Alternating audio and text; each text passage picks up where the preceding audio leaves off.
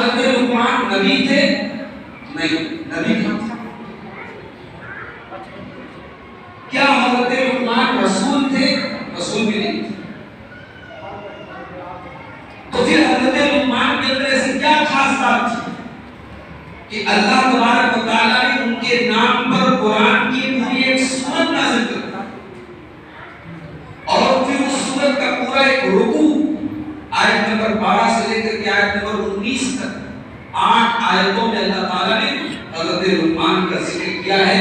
کیا خاص بات تھی؟ آئیے خود اللہ تعالیٰ سے سوال کرتے ہیں کہ اے اللہ، حضرت لقمان کے اندر ایسی کیا خاص بات تھی کہ تو نے ان کے نام پر قرآن کی سورت نازل کی؟ اللہ تعالیٰ جواب دیتا ہے وَلَقَدْ آتَيْنَا لُقْمَانَ الْحِكْمَةَ أَنِ اشْكُرْ لِلَّهِ، ہم نے لقمان کو حکمت سے نوازا تھا۔ حکمت کا مطلب کیا ہوتا ہے؟ کب کون سی بات بولی جائے اور کب خاموش رہا جائے، کب کیا بولنا ہے اور کب کیا نہیں بولنا ہے، یہ جو ٹیلنٹ ہوتا ہے، یہ جو صلاحیت ہوتی ہے، اسی کا نام حکمت ہے۔ اللہ نے حضرت لقمان کو حکمت دی تھی۔ وَلَقَدْ آتَيْنَا لُقْمَانَ الْحِكْمَةَ أَنِ اشْكُرْ لِلَّهِ، ہم نے لقمان کو حکمت عطا فرمائی اور ہم نے لقمان کو یہ حکم دیا کہ لقمان، تمہیں اللہ نے حکمت سے نوازا ہے، تمہیں اللہ نے اتنا سلیم بنایا ہے، اتنا جینیس بنایا ہے، اتنا بدھیمان بنایا ہے، ان اشکر للہ، تم اللہ کا شکر ادا کرو۔ ڈاکٹر ہے، اس کے کلینک میں مریضوں کی بھیڑ لگتی ہے، ڈاکٹر یہ نہ سمجھے کہ میرا کمال ہے، اللہ کی توفیق ہے، اللہ سے کام لے رہا ہے۔ عالم ہے، مقرر ہے، تقریر کر رہا ہے، ہزاروں لوگ سن رہے ہیں، وہ یہ نہ سمجھے کہ میرے گلے کا کمال ہے، یہ میری آواز کا جادو ہے، یہ میری پرسنالٹی کا، میری شخصیت کا اٹریکشن نہیں صاحب، اللہ سے کام لے رہا ہے۔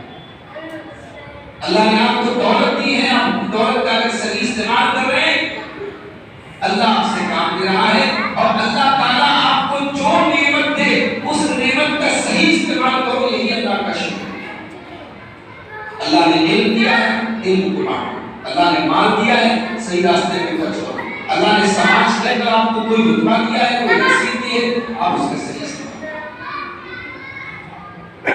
ہم نے کہا ہے لقمان، تم اللہ کا شکر ادا کرو، وَمَن يَشْكُرْ فَإِنَّمَا يَشْكُرُ لِنَفْسِهِ، اور جو شکر ادا کرے گا اللہ تعالیٰ کا وہ اپنے لیے کرے گا، اللہ تعالیٰ کا کوئی فائدہ نہیں ہے۔ بھئی اللہ ہماری شکر پر محتاج تھوڑی ہے، ہمارے نماز پڑھنے سے اللہ کی شان بڑھ گئی اور ہمارے نماز نہ پڑھنے سے اللہ کی شان گھٹ گئی؟ نہیں بھائی، ہم نماز نہ پڑھیں تب بھی اللہ کی شان بہت ہوتی ہے، اور ہم نماز پڑھ لیں اللہ کی شان بڑھنے والی، سمجھ لیں؟ شکر کرو گے تو اپنے فائدے۔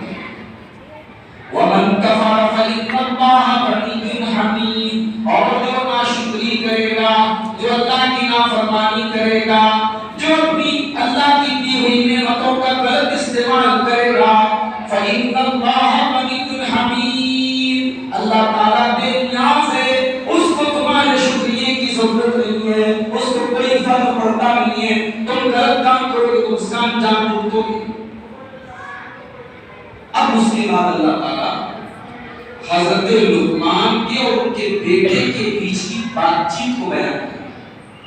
حضرت لقمان باپ ہیں، ان کا ایک بیٹا ہے، حضرت لقمان اپنے بیٹے کو نصیحت کر رہے ہیں، واعظ کر رہے ہیں، سمجھا رہے ہیں۔ کیا سمجھا رہے ہیں؟ وَإِذْ قَالَ لُقْمَانُ لِابْنِهِ وَهُوَ يَعِظُهُ يَا بُنَيَّ لَا تُشْرِكْ بِاللَّهِ، یا تو جب لقمان اپنے بیٹے کو نصیحت کر رہے تھے، سمجھا رہے تھے کہ اے میرے بچے کو اللہ کے ساتھ شرک مت کرنا۔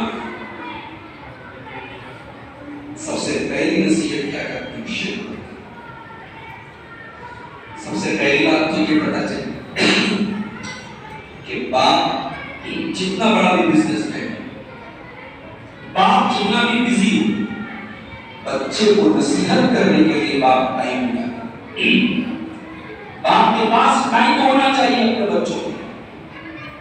آج باپ کے پاس بچوں کے لیے ٹائم نہیں ہے، موبائل کے لیے ٹائم ہے، واٹس ایپ کے لیے ٹائم ہے، فیس بک کے لیے ٹائم ہے، یوٹیوب کے لیے ٹائم ہے، بچوں کے لیے ٹائم نہیں ہے ہمارے پاس۔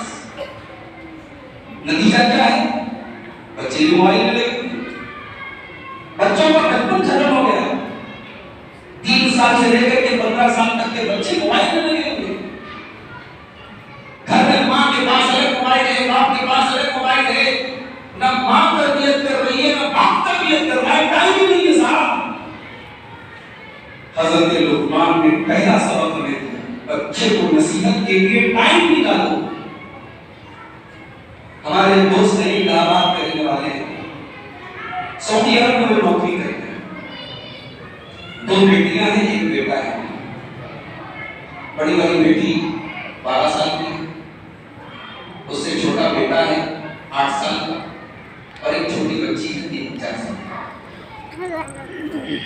ہمارے وہ دوست ایک مرتبہ کہنے لگے کہ مولانا میں روزانہ رات میں اپنے بچوں کو جب تک کوئی قرآن کی آیت نہ سنا دوں، کوئی حدیث کی بات نہ سنا دوں، کوئی دین کی بات نہ سنا دوں، میں سوتا نہیں۔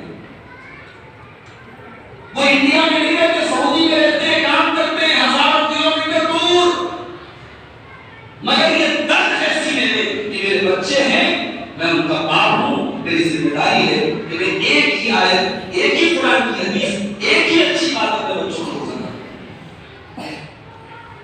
آج ہم اسی چھت کے نیچے اپنے بچوں کے ساتھ رہتے ہوئے بچوں کی تربیت کے لیے ہمارے پاس حضرت لقمان اپنے بچے کو نصیحت کے لیے ٹائم نکالتے ہیں۔ ہم موبائل میں اتنے مگر ہو گئے، بچوں کے لیے ٹائم نہیں نکالتے۔ ہم اتنے بڑے کاروباری ہو گئے، بچوں کو اٹھا کر کے ان کو نصیحت کرنے کے لیے ہمارے پاس ٹائم نہیں۔ ایک بات کہتا ہوں، اس کو نوٹ کرو، اگر ماں باپ بچوں کی تربیت نہیں کر رہے تو اس کا مطلب کہ ماں باپ کے زندہ ہونے کے باوجود بچے یتیم ہو گئے۔ بچے یتیم ہو گئے اگر آپ اپنے بچوں کے لیے سمے نہیں دے پا رہے، ٹائم نہیں دے پا رہے۔ اسی لیے کا شاعر کہتا ہے لیس الیتیم من انتہا ابواہ من حب الحیات وخلفہ سبیلا، یتیم وہ نہیں ہے جس کے ماں باپ دنیا میں اس کو چھوڑ کر کے چلے گئے ہوں۔ ان الیتیم هو الذی تلقى له امن تخلت او لم مشغولا، ارے یتیم تو وہ ہے جس کی ماں اتنی بزی ہو جائے کہ ماں کے پاس بچے کے لیے ٹائم نہیں ہے، جس کا باپ اتنا ویست ہو جائے کہ باپ کے پاس بچے کے لیے ٹائم نہیں ہے۔ قرآن کریم بیان کر رہا ہے کہ باپ اپنے بیٹے کو نصیحت کر، اور نصیحت بھی کتنے پیار سے کر، یا بنیا اے میرے بچے۔ آج کتنے باپ ایسے ہیں جو بچوں سے اتنے پیار سے بات کریں؟ آج تو بچوں کو ڈانٹا جاتا ہے، بچے مسجد میں آئے ان کو مار کے بھگا دیا جاتا ہے۔ اے بچے تو بچے ہیں، ان کو مسجد سے بھگانا نہیں ہے، ان کو مسجد پہ لانا ہے، ان کو یہ سکھانا ہے کہ مسجد میں شور نہیں کرنا۔ باپ اپنے بغل میں بچے کو کھڑا کرے، بچے کو بتائے کہ ہاں ایسے نماز پڑھی جائے۔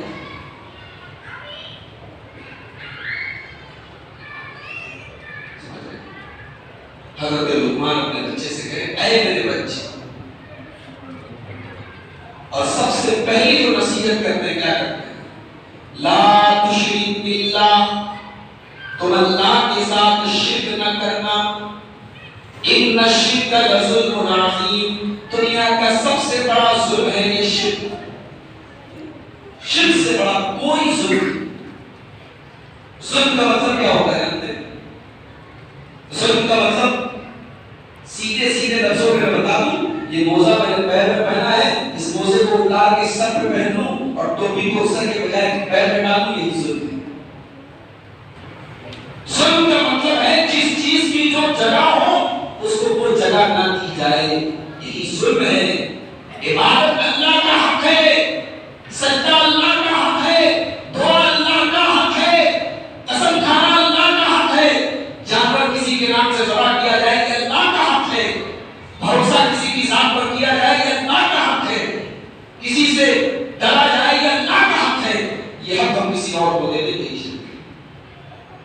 ان الشرک لظلم عظیم. حضرت لقمان نے اپنے بچے سے کہا بیٹا شرک مت کرنا، شرک دنیا میں سب سے بڑا پاپ ہے.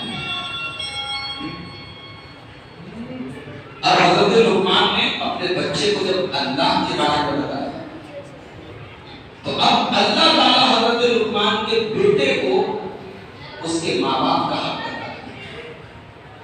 ہے. گویا اللہ تعالیٰ یہ کہنا چاہ رہا ہے کہ اے میرے بندے لقمان، تو نے اپنے بچے کو میرا حق بتا دیا، اب میں تیرے بچے کو تیرا حق بتا دوں. وَوَصَّيْنَا الْإِنسَانَ بِوَالِدَيْهِ، ہم نے انسان کو یہ حکم دیا کہ اپنے والدین کے ساتھ، اپنے ماتا پتا کے ساتھ، اپنے ماں باپ کے ساتھ تم اچھا سلوک کرو، اپنے ماں باپ کے ساتھ تم بھلائی کرو.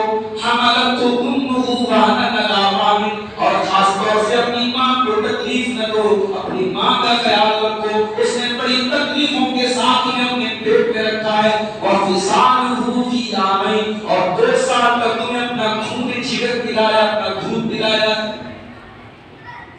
ماں کی قربانی کا کوئی مدد نہیں ہے.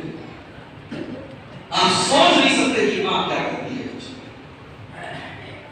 لوگ کہتے ہیں کہ عورت بہت کمزور ہوتی ہے. میں کہتا ہوں کہ صاحب عورت بہت مضبوط ہوتی ہے. اگر عورت کمزور ہوتی تو بچے کو پیٹ میں رکھنے کی اتنی خطرناک ذمہ داری اللہ عورت کو نہ دیتا. بچے کو جنم دینے کی اتنی تکلیف دہ چیز اللہ عورت کو نہ دیتا. عورت کمزور نہیں ہے، عورت کو کمزور ہم نے آپ نے بنانے کی کوشش کی. ماں کا خیال بڑے اچھے ہیں آپ، پورے گاؤں میں سب لوگ آپ سے بہت خوش رہتے ہیں. ماں بیچاری آپ سے ناراض ہے. ماں کی آنکھوں میں آنسو آتے ہیں. معاف کیجیے، سماج کی نظر میں آپ اچھے ہیں، گاؤں والوں کی نظر میں آپ اچھے ہیں، اللہ کی نظر میں آپ اچھے ہیں. اللہ کے نبی سے پوچھا گیا من احب الناس بحسن صحابتی، اے اللہ کے نبی دنیا میں سب سے اچھا سلوک مجھے کس کے ساتھ کرنا چاہیے؟ اللہ کے نبی نے یہ نہیں کہا پڑوسی کے ساتھ کرنا چاہیے. اللہ کے نبی نے یہ نہیں کہا گاؤں والوں کے ساتھ کرنا چاہیے. اللہ کے نبی نے یہ نہیں کہا بچوں کے ساتھ کرنا چاہیے، بیوی کے ساتھ کرنا چاہیے. اللہ کے نبی کا سب سے اچھا سلوک اپنی ماں کے ساتھ. پوچھا گیا اللہ کے نبی اس کے بعد، فرمایا اپنی ماں کے ساتھ. پوچھا گیا اس کے بعد، فرمایا اپنی ماں کے ساتھ. پوچھا گیا اس کے بعد، فرمایا اپنے باپ کے ساتھ. 3 بار آپ نے ماں کا نام لیا، 4تھی بار آپ نے باپ کا نام. بعض علماء کہتے ہیں ماں کا حق باپ سے 3 گنا زیادہ ہے. بھائی باپ بھی تو قربانی دیتا ہے بچے کے لیے، باپ بھی تو بہت کچھ سہتا ہے، مگر 3 کام ایسے ہیں جو ماں کرتی ہے باپ نہیں کر سکتا. پیٹ میں رکھنا، جنم دینا اور دودھ پینا، یہ 3 کام ماں. اللہ کہہ رہا ہے اے میرے بندے، اے انسان، تو یاد کر اپنے ماں باپ کے احسان.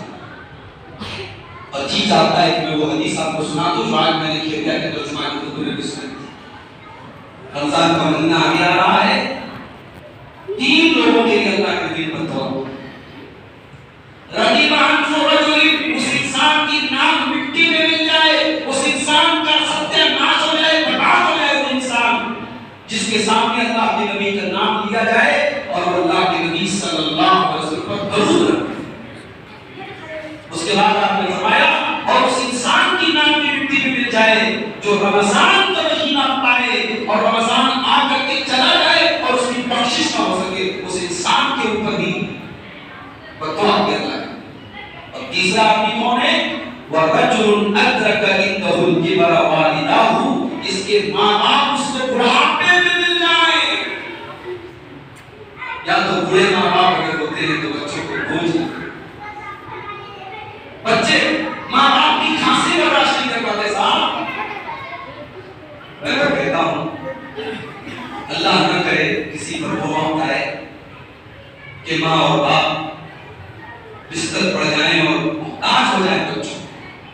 اللہ ایسا ٹائم نہ لائے، لیکن اگر ایسا ٹائم آ گیا اور بچے کو ماں باپ کی زندگی صاف کرنا پڑے تو بچہ اس کو بھی خوش دلی کے ساتھ اس کو بھی پورا کرے کہ اسے اللہ نے موقع دیا ہے اپنے ماں باپ کی. اللہ کے نبی کہہ رہے ہیں بڑھاپے میں ماں باپ ملے اور ماں باپ اپنے بچے کو جنت میں نہ ڈال سکے، ایسے انسان کی نام مٹی میں مل جائے جائے لیکن اس نے اپنے ماں باپ کی خدمت نہیں کی، ادب نہیں کی، ان کی وجہ سے جنت نہیں جا سکتا۔ اسی لیے اللہ فرماتا ہے کہ میرے بندے تو اپنے ماں باپ کے ساتھ اچھا سلوک کر، تیری ماں نے تکلیفوں کے ساتھ تجھے پیٹ میں رکھا، وہ ساتھ کر تجھے دودھ پلایا، انشکر لی ولوالدیک، تم میرا بھی شکریہ ادا کر، اپنے والدین کا بھی تو شکریہ ادا کر، الیک المصیر، تجھے لوٹ کر کے میرے ہی پاس آنا ہے۔ لیکن ماں باپ کا اتنا بڑا مقام ہونے کے باوجود اگر ماں باپ مشرک ہو اور ماں باپ اپنے بچے کو شرک کرنے کی شکشا دے، شرک کرنے کی تعلیم دے، اسلام کے خلاف کوئی حکم دے دے، اور اللہ کیا فرماتا ہے وَإِن جَاهَدَاكَ عَلَىٰ أَن تُشْرِكَ بِي مَا لَيْسَ لَكَ بِهِ عِلْمٌ فَلَا تُطِعْهُمَا وَصَاحِبْهُمَا فِي الدُّنْيَا مَعْرُوفًا۔ اے میرے بندے، تیرے ماں باپ اگر تجھے شرک کرنے کی تعلیم دے تو تو اپنے ماں باپ کی بات مت ماننا۔ حضرت صالح بن وقاص رضی اللہ تعالیٰ عنہ اسلام لائے، ان کی ماں نے بڑے غصے میں آ کر کے کہا میں کھانا نہیں کھاؤں گی، تو نے اسلام قبول کر لیا ہے، میں کھانا نہیں کھاؤں گی، پانی نہیں پیوں گی، میں مر جاؤں گی تو تم محمد کا دین نہیں چھوڑو۔ حضرت صالح بن وقاص اپنی ماں سے محبت کرتے تھے۔ اب یہاں ماں کی محبت اور اسلام کی محبت آپس میں ٹکرا ہے۔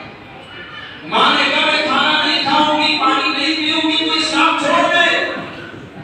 حضرت صالح نے کہا ماں اسلام کو نہیں چھوڑ سکتا۔ 24 گھنٹے گزر گئے، بوڑھی ماں بستر پڑ گئی، کمزوری بدن میں آنے لگی۔ حضرت صالح پانی لے کر کے پہنچے، ماں تھوڑا سا پانی پی لے، بولی میں پانی نہیں پیوں گی۔ حضرت صالح کھانا لے کر کے پہنچے، تھوڑا سا کھانا کھا لے، ماں نے کہا میں کھانا نہیں کھاؤں گی، تو اسلام کو چھوڑ دے۔ 48 ہو گئے، حضرت صالح کی ماں کی حالت خراب ہونے لگی، رشتہ دار گھر میں آتے، ماں کو اس حال میں دیکھتے، حضرت صالح کو گالی دیتے اور کہتے یا قاتل امہ، ارے تو اپنی ماں کا قاتل ہو رہا ہے، تو اپنی ماں کو قتل کرنے کی کوشش کر رہا ہے، تو اپنی ماں کی جان لینا چاہتا ہے۔ حضرت صالح اپنے اللہ کی توحید کے لیے لوگوں کی گالیاں سن رہے ہیں، یہاں تک کہ حضرت صالح کی ماں آخری سانسیں لے لیں، اتنی حالت کمزور ہونے لگی، بڑھاپے دینے سے گئی، انسان کو کھانا نہ ملے، پانی نہ ملے، کیا ماں کی حالت خراب ہونے لگی۔ حضرت صالح اپنی ماں کے کان کے پاس آئے، امی جان لو کانت لکی مئۃ نفس، اے امی جان میں بہت محبت کرتا ہوں آپ سے، لیکن اے امی جان اگر اللہ تعالیٰ آپ کی ایک زندگی نہیں 100 زندگی آپ کو دے دے، اور 100 زندگی ایک ایک کر کے نکلتی چلی جائے، ایک ایک کر کے آپ کی جان جاتی چلی جائے، اور اے میری ماں اگر آپ مجھ سے یہ ڈیمانڈ کریں کہ میں اسلام کو چھوڑ دوں، میں محمد رسول اللہ کو چھوڑ دوں، تو یہ مجھ سے نہیں ہو سکتا، یہ نہیں کر سکتا۔ ماں کو سمجھ میں آ گیا کہ میرا بیٹا پگھلنے والا نہیں ہے، بچے نے پانی پلایا، ماں کی طبیعت ٹھیک ہو گئی، بعد میں ماں نے اسلام کو وَإِن جَاهَدَاكَ عَلَىٰ أَن تُشْرِكَ بِهِ مَا لَيْسَ لَكَ بِهِ عِلْمٌ، اے میرے بندے اگر تیرے ماں باپ تجھے شرک کرنے پر اٹھائے جس کا تجھے علم نہیں ہے تو خبردار اپنے ماں باپ کی بات مت ماننا، ہاں دنیا میں ان کے ساتھ اچھا سلوک کرنا، وَاتَّبِعْ سَبِيلَ مَنْ أَنَابَ إِلَيَّ، اور اے میرے بندے تو ان لوگوں کے راستے پر چلنا جنہوں نے مجھ سے رجوع کیا ہے، جو مجھ سے تعلق رکھتے ہیں، ثم الیک مرجعکم، اس لیے کہ مرنے کے بعد تم کو پلٹ کر کے میرے ہی پاس آنا ہے، فَأُنَبِّئُکُم بِمَا کُنتُمْ تَعْمَلُونَ، اور میں تمہارے ایک ایک عمل کی خبر تم کو دوں گا۔ اب اللہ تعالیٰ دوبارہ حضرت لقمان کی نصیحت کو بیان کرتا ہے۔ پہلی نصیحت کیا کی تھی؟ شرک مت کرو۔ اب اس کے بعد دوسری نصیحت کیا کرتے ہیں حضرت لقمان اپنے بچے کو؟ یا بنی انہا ان تکن مثقال حبۃ من خردل فتکن فی صخرۃ او فی السماوات او فی الارض یأتی بها اللہ ان اللہ لطیف خبیر۔ کہا میرے بچے رائی جانتے ہیں، رائی بوجھتے تو ہیں، رائی کو کیا بولتے ہیں؟ رائی کتنی بڑی ہوتی ہے؟ 1 کلو کی ہوتی ہے. ترازو میں بول سکتے ہیں ایک رائی کا دانہ رکھیں گے ترازو میں وزن بتائے گا ترازو. حضرت لقمان اپنے بچے سے کہتے ہیں اے میرے بچے اگر رائی کے دانے کے برابر کی کوئی چیز ہو فَتَكُنْ فِي صَخْرَةٍ اور وہ کسی چٹان کے اندر ہو اور چٹان بھی ایسی ہو جو بالکل پیک ہو. چٹان کے اندر وہ رائی کا دانہ ہے اور چٹان چاہو تو اس سے پیک اور فی السماوات یا ساتوں آسمان کے اندر کہیں پر وہ رائی کا دانہ چھپا ہو اور فی الارض یا ساتوں زمین کے اندر وہ رائی کا دانہ چھپا ہو. یا کہ اللہ اس رائی کے دانے کو اللہ تعالیٰ ہمارے سامنے لے آئے گا.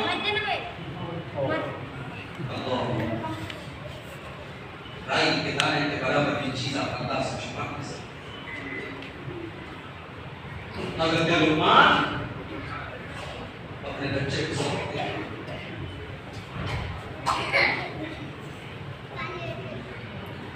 رائی کے دانے کے برابر بھی کوئی چیز تمہارے پاس ہو زمین میں کہیں ہو آسمان میں کہیں ہو یأتی بہ اللہ اللہ تعالیٰ اس کو تمہارے سامنے لے آئے گا. کل قیامت کے دن تم کو اس کا بھی حساب دینا پڑے گا. یہ ہے اللہ کا علم. حضرت لقمان اپنے بچے کو اللہ کے علم دیا. دنیا میں سب سے اچھا ترازو کس کا مانا جاتا ہے؟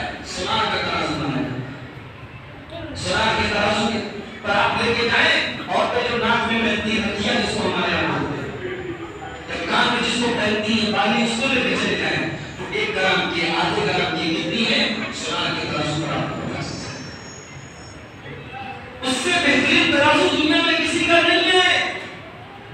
مگر قیامت کے دن اللہ تعالیٰ کا جو ترازو ہوگا میرے بھائی وہ ترازو کیسا ہوگا؟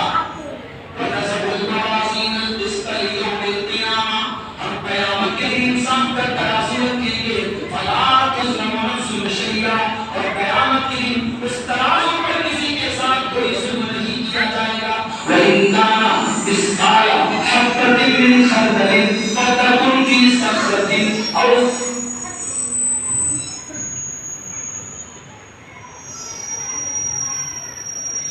اللہ کے ترازو پر رائی کے دانے کے برابر بھی اگر کوئی چیز ہوتی سامنے آ جائے. انسان شراب پیتا ہے یہ نہیں سوچتا ہے کہ اللہ دیکھ رہا ہے. انسان زنا کرتا ہے یہ نہیں سوچتا ہے کہ اللہ دیکھ رہا ہے. انسان اللہ کی دھرتی پر بیٹھ کر کے حرام کام کرتا ہے یہ نہیں سوچتا ہے کہ اللہ دیکھ رہا ہے. دنیا کے کیمرے میں ہماری ریکارڈنگ آئے نہ آئے اللہ کے کیمرے میں سب ریکارڈ ہو رہا ہے. حضرت لقمان اپنے بچے کو یہ سکھاتے ہیں کہ اے میرے بچے اللہ سے ڈر. اللہ سے ڈر. رائی کے دانے کے برابر دن کے رب عمل ہوگا اللہ اس کے سامنے. اس کے بعد کہتے ہیں یا بنیا قم الصلاۃ اے میرے بچے تو نماز قائم کر تو نماز کی پابندی کر. وَأْمُرْ بِالْمَعْرُوفِ اور تم نیکیوں کا حکم دے. وَنْهَ عَنِ الْمُنکَرِ اور تم برائیوں سے روک. اپنے آپ کو نیک بنا لیا کافی نہیں. سماج کے اندر اگر برائی ہوئی اس کو روکنا بھی آپ کی ذمہ ہے. نیکی کا حکم دینا اور برائی سے روکنا بھی آپ کی ذمہ ہے. کہا میرے بچے تو نماز کی پابندی کر تم نیکیوں کا حکم دے تو برائیوں سے روک. وَاصْبِرْ عَلَىٰ مَا أَصَابَكَ اور جب تم نیکیوں کا حکم دے گا جب تم برائیوں سے روکے گا تو تیرے راستے میں بہت ساری مصیبتیں آئیں گی. تو صبر سے کام لے. إِنَّ ذَلِكَ مِنْ عَزْمِ الْأُمُورِ یہ بہت بڑی ہمت کا کام ہے. اس کے بعد کیا کہا میرے بھائیوں یہ بہت غور کرنے کا کام ہے. وَلَا تُسَّخِّرْ خَدَّكَ لِلنَّاسِ اور اے میرے بچے تم لوگوں سے گال پھلا کر کے نہ ملا کر. گال پھلا کر کے نہ ملا کر. تکبر نہیں ہونا چاہیے تیرے اندر. گھمنڈ نہیں ہونا چاہیے.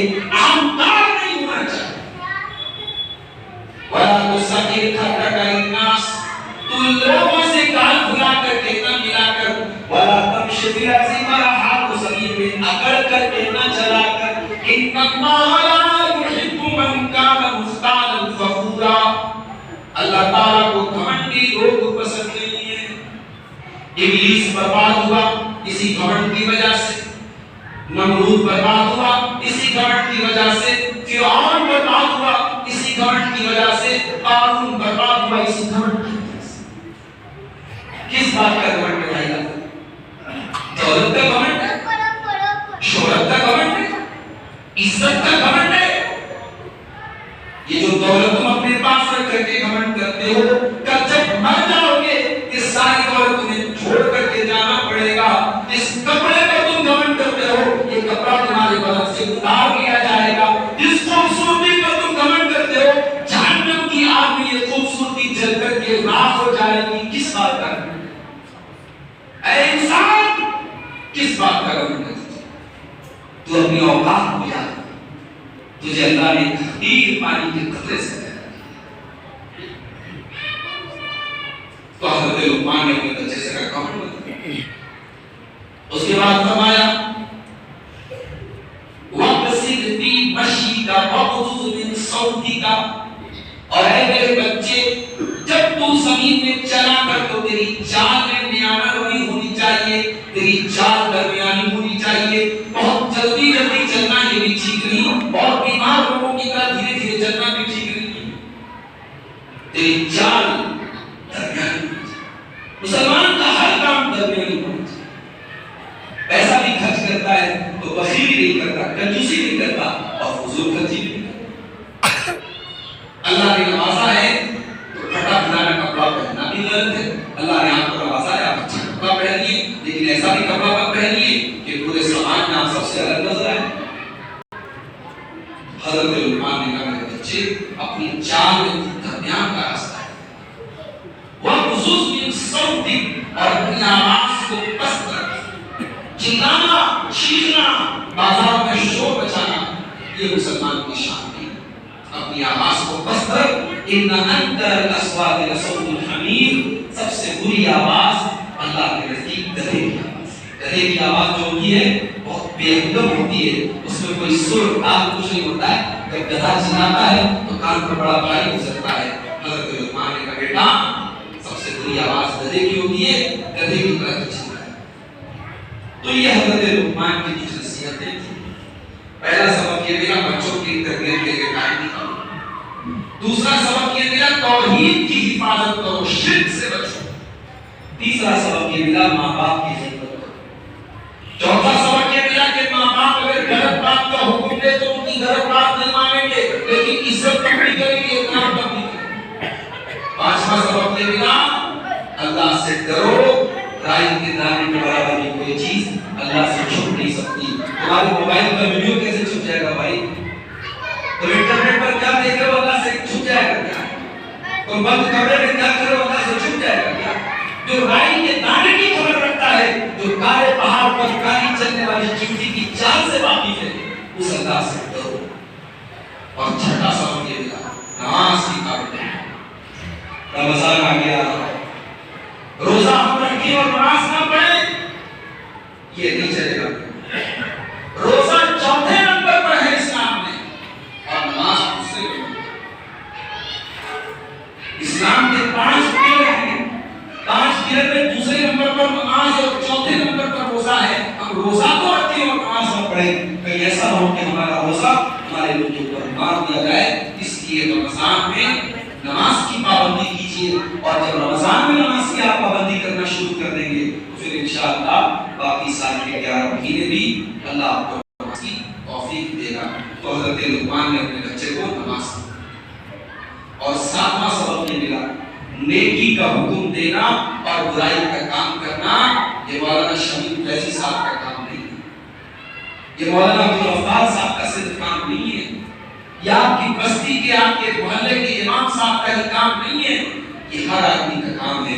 اس سماج میں اچھائی کو پروموٹ کرے، بھلائی کو پھیلائے اور گھر سے۔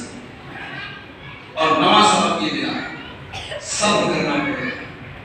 دین کا کام ایسا نہیں ہے لوگ آپ کو مالا پہنے ہیں، لوگ کانٹا پھینکیں گے آپ کے راستے میں، لوگ گالیاں دیں گے، لوگ برا بھلا کہیں گے، صبر کرنا پڑے گا۔ 10واں سبق یہ ملا تکبر نہیں کرنا، گال کھلا کر کے لوگوں سے نہ ملنا، اکڑ کر کے نہ چلنا، تکبر اللہ کو پسند نہیں۔ اور اسی طریقے سے آخری چیز یہ پتہ چلے میرے بھائیوں کہ ہر چیز میں درمیانہ راستہ ہم کو اپنانا چاہیے.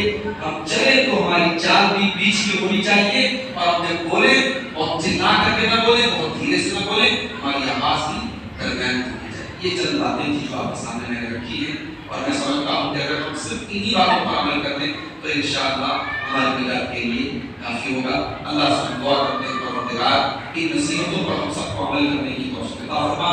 اللہ تعالیٰ ہمیں سے ہر باپ کو اپنے بچے کی تربیت پر دھیان دینے کی توفیق اور ہر بچے کو اپنے ماں باپ کی خدمت کی توفیق عطا فرما. اللہ ہمارے نوجوانوں کو برائیوں سے بچائے, اللہ ہماری ماں بہنوں کو برائیوں سے بچائے, اللہ شراب سے ہم سب کو بچائے, اللہ زنا سے ہم سب کو بچائے, اللہ حرام کمائی سے ہم سب کو بچائے.